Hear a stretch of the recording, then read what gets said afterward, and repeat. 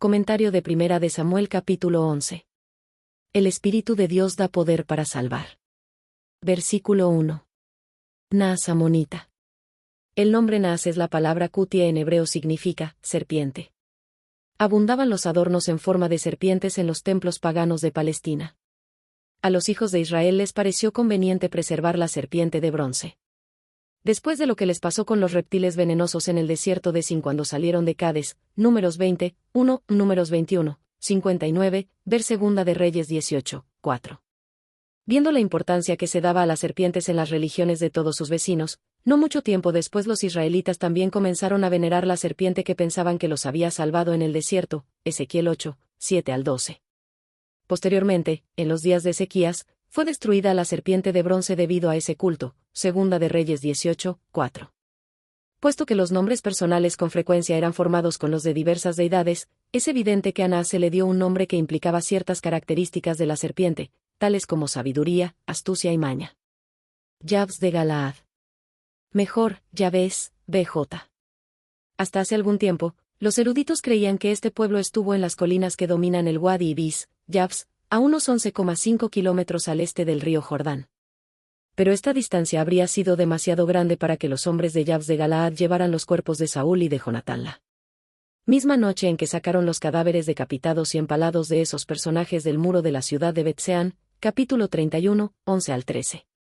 El arqueólogo Nelson Glueck encontró varias pruebas muy claras que lo llevaron a identificar a Yabs de Galaad con los actuales montículos de Tel el-Mekbere y Tel Abacaraz, que están a casi 3 kilómetros al este del Jordán, y que dominan el río Yabis después de que éste emerge de su profundo barranco en las colinas de Galaad y corre hacia el oeste hasta unirse con el Jordán. Esta ciudad había sido el hogar de las 400 doncellas cuyos padres fueron muertos porque no participaron en la guerra civil contra Benjamín, y que fueron dadas como esposas al residuo de esa tribu después de su extinción casi total, Jueces 21, 8 al 14. Muchos años antes de Naas, Israel había estado sometido a los amonitas durante 18 años. Habría sido natural que los amonitas, resentidos todavía por su derrota a manos de Jefté, hubieran estado aguardando una oportunidad para recuperar el dominio de Galaad. Los gaditas y la media tribu de Manasés disponían de fértiles tierras regadas por los ríos Jaboc, Yabis y Yarmuk.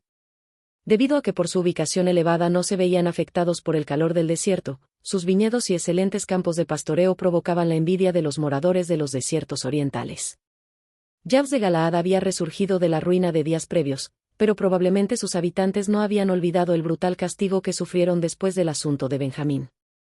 Pero más fuerte que la enemistad entre los hombres de Yabs de Galaad y sus propios parientes, estaba el odio que sentían los amonitas contra todo Israel como resultado de la derrota que les infligió Jefté. Versículo 2. Afrenta sobre todo Israel.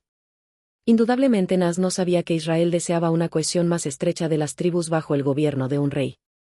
Si los hombres de Yabs de Galaad conocían el plan, y todas las tribus estuvieron representadas cuando fue elegido Saúl en Mizpa, capítulo 10, 17, pareciera que le dieron poca importancia. El proceder de Yabs de Galaad da una idea de la desorganización de la nación, no tanto debido a que necesitaba un rey sino porque había rechazado el plan del Señor. El egoísmo había aumentado hasta el punto de que cualquier solución ofrecida por Dios no iba a resultar aceptable para la nación en su conjunto, ver capítulo 10, 27.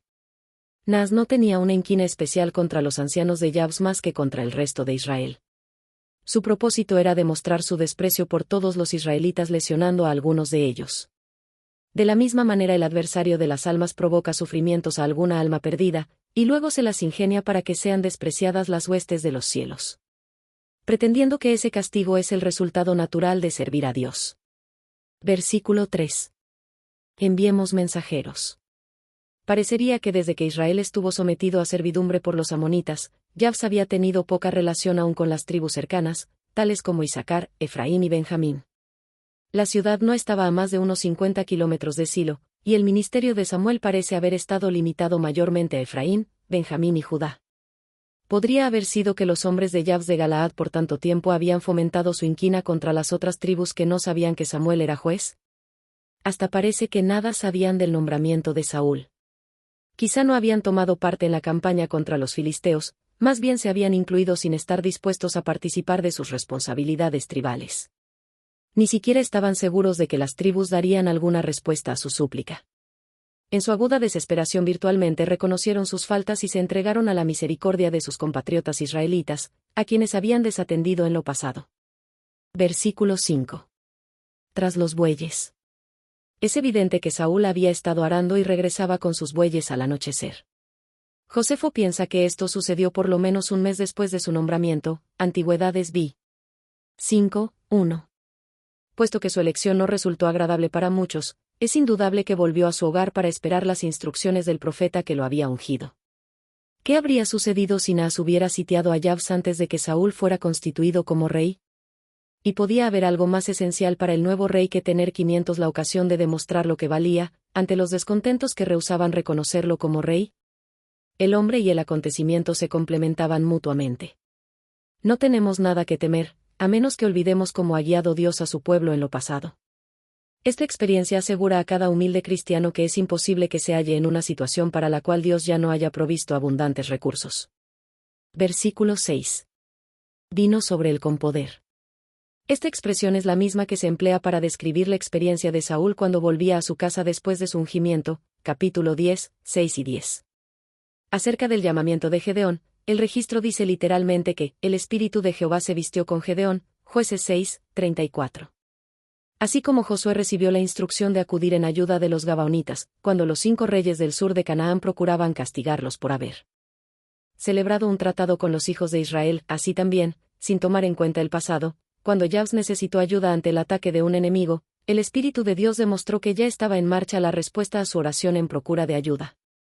Gracias a Dios porque tiene 1000 formas para librarnos de cada dificultad que se nos presenta. Versículo 7. Un par de bueyes. Quizá la misma yunta con que había estado arando. Cuán cercanos están los instrumentos con los que siempre Dios demuestra su poder. Moisés no necesitó los caballos y carros de Egipto. Su cayado de pastor se convirtió en la vara de Dios. Gedeón no necesitó las lanzas de hierro indispensables para los filisteos. Fueron mejores unos pocos cántaros de arcilla y unas teas. Saúl no pidió un equipo especial. Sacrificando sus propios bueyes, convenció a Israel de su buena voluntad para gastarse y ser gastado a favor del Señor. Resultaron contagiosas su energía e ingeniosidad, y cayó temor de Jehová sobre el pueblo. Una vez más demostró la realidad de que, regido por el Espíritu, sería guiado para hacer lo correcto en el tiempo debido. El yo fue completamente olvidado. Las críticas de los perversos, que probablemente habían ocupado un lugar importante en el pensamiento de Saúl durante el último mes o algo más, se desvanecieron en la insignificancia. Bajo ese nuevo poder que extraño para él, Saúl sintió que aumentaba su valor. Confiado en el éxito, sin vacilar se puso del lado de Samuel para proporcionar protección a una ciudad acosada. Versículo 8. Besek. Besek, el lugar de reunión de los ejércitos de las diversas tribus, está a unos 20,4 kilómetros al noreste de Siquelme en el camino a Bet-Seán, y a unos 16 kilómetros al suroeste de Yabes de Galaad. No quedaba demasiado lejos para las tribus del norte, pero está a unos 67,6 kilómetros al norte de Jerusalén. De modo que resultaba imposible que muchos de la tribu de Judá se reunieran allí dentro del tiempo dado.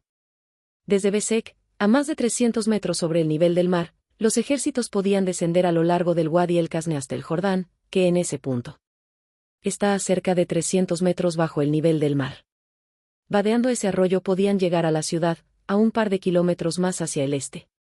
Esta reunión de hombres armados pudo realizarse dentro de un periodo de 6 días, y marchando desde Besek durante la noche, Saúl pudo llegar a Yabes temprano por la mañana del 7º día. A la mañana del 6º día el ejército con que contaba Saúl resultó suficiente para asegurar a los ancianos de Yabes que recibirían ayuda a tiempo. Versículo 11. A la vigilia de la mañana. Entre los antiguos hebreos la noche estaba dividida en 3 vigilias militares. La primera vigilia se menciona en Lam 2, 19. Gedeón y sus hombres cayeron sobre los madianitas, al principio de la guardia, vigilia, a de la medianoche. Jueces 7, 19. En ocasión de la tercera, vigilia de la mañana, fue cuando Moisés extendió su vara y las aguas del Mar Rojo, volviendo a su cauce, cubrieron a los egipcios perseguidores, Éxodo 14, 24 al 27. Después de marchar toda la noche, Saúl y sus 3 divisiones cayeron sobre los desprevenidos amonitas durante la vigilia de la mañana, justamente antes del amanecer, y se riñó la batalla hasta el mediodía. La derrota fue completa, no quedaron dos enemigos juntos. Muchas de las liberaciones providenciales de Dios se han producido en ese momento del día. David puede haber estado pensando en la liberación del Mar Rojo cuando cantó, por la noche durará el lloro, y a la mañana vendrá la alegría, Salmos 30, 5. A semejanza de las palabras del guarda que respondió, la mañana viene, y después la noche, Isaías 21, 12, la mañana trajo gozo a los ancianos de Jabs, pero la noche fue de ruina para Naas y sus seguidores. La destrucción que tramaba para los hombres de la ciudad sitiada se volvió sobre su propia cabeza y en medida doble. Fue en el momento de la vigilia matutina cuando dijo el adversario de Jacob, déjame, porque raya el alba, Génesis 32, 26. El despuntar de un nuevo día trajo consigo consuelo y seguridad. Fue en la vigilia de la mañana, la cuarta vigilia, tal como se computaba en los días de los romanos, cuando Jesús llegó hasta la barca zarandeada por la tormenta en el mar de Galilea, y tranquilizó el corazón de los discípulos turbados con dudas en cuanto a su mesianismo, ver Mateo 14, 25. Fue en la vigilia de la mañana cuando el cielo envió el poderoso ángel con fulmínea velocidad hasta la tumba que estaba fuera de las puertas de Jerusalén, para que derribara la guardia de soldados y exclamara, Hijo de Dios, sal fuera, tu Padre te llama. El deseado de todas las gentes, página 725. Saúl no se detuvo a preguntar por qué los ancianos de Jabs no respondieron a la invitación de Samuel cuando se iba a nombrar un rey. No preguntó en cuanto a su pasado, cualquiera que hubiera sido. Estaban en necesidad, y el Espíritu Santo se posesionó de él para llevarles ayuda. Dios se interesa mucho más en nuestra reacción después de que reconocemos los errores, que en los errores en sí. Por su comportamiento posterior, los hombres de Jabs demostraron que habían experimentado un genuino cambio de corazón, Primera de Crónicas 10, 11 y 12. Versículo 12. Dijo a Samuel. Esto, junto con la declaración de Saúl del vers. 7, indica que el profeta fue con Saúl por lo menos hasta Besek y ayudó en la planificación de la campaña. Quizá los ejércitos volvieron a Besek antes de disgregarse, muy alborozados por su victoria y listos para castigar a cualquiera que se hubiera opuesto al ungimiento de Saúl. Su proceder como militar, manifestado durante esos pocos días, fue para ellos una confirmación mayor de su título que su elección por sorteo, capítulo 10, 19 al 21, o cuando lo ungió Samuel, capítulo 10, 1. Versículo 13. Y Saúl dijo. Sin esperar la respuesta de Samuel, Saúl dio otra prueba de que se había transformado en otro hombre cuando dijo que la victoria era de Jehová, y que no debía matarse a nadie. Si debido a acontecimientos recientes un enemigo podía transformarse en un amigo, sería mayor la ventaja que si era muerto. Exactamente el mismo espíritu que habló mediante Saúl fue el que habló mediante Cristo, en su Sermón del Monte, cuando dijo, amad a vuestros enemigos, bendecid a los que os maldicen, haced bien a los que os aborrecen, y orad por los que os ultrajan y os persiguen. Mateo 5, 44.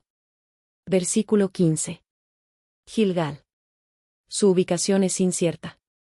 La tradición moderna favorece en Nitla, a 4,8 kilómetros al suroeste de la Jericó del Antiguo Testamento, pero es más probable que sea Kirbet el-Mefjer, a 2 kilómetros al noreste. De acuerdo con Josué 15, 7 estaba al norte del valle de Asei, por lo tanto, en el territorio que pertenecía a Benjamín. Allí estuvo el cuartel general de Israel durante todo el periodo de 6 años de guerra por la posesión de Palestina, pero una vez que fue sometido el país, el tabernáculo fue trasladado a Silo, Josué 18, 1. Sin embargo, todavía se consideraba a Gilgal como el lugar más sagrado. Samuel lo visitaba en su gira anual, Primera de Samuel 7, 16. Era un sitio especialmente frecuentado para ofrecer sacrificios, capítulo 13, 8, capítulo 15, 21. Es evidente que más tarde se convirtió en un centro de idolatría.